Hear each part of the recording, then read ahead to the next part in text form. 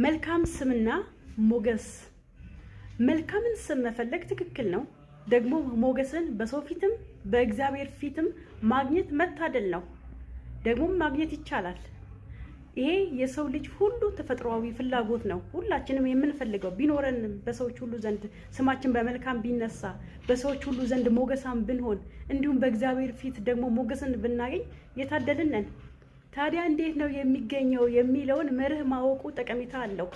መጽሐፍ ቅዱስ የምሳሌ መጽሐፍ ምዕራፍ 3 ላይ ሲናገር ስለ መልካም ስምና ሞገስ በሚናገርበት ጊዜ ፍቅርና ታማኝነት አይለዩህ ይላል። ፍቅር፣ ታማኝነት ማለትም ለሰዎች ሁሉ ዘንድ ፍቅር።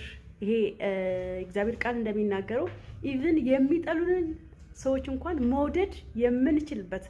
ከባድ ይመስላል። አዎ በእርግጥ ከባድ ነው፣ ግን ምርጫ የለም። የሚጠሉንን ሰዎች መውደድ የምንችልበት ፍቅር።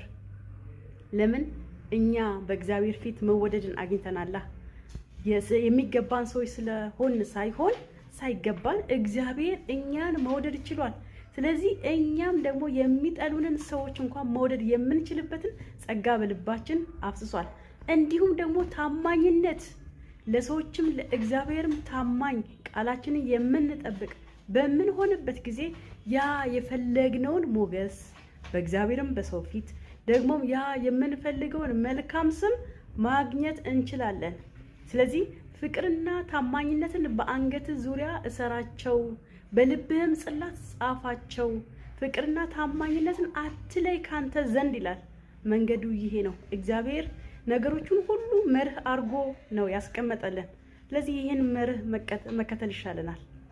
ፍቅርና ታማኝነትን ከእኛ እንዳይለዩ በማድረግ መልካም ስም ያለን በእግዚአብሔርም በሰው ፊት ሞገሳም ሰዎች መሆን እንችላለን።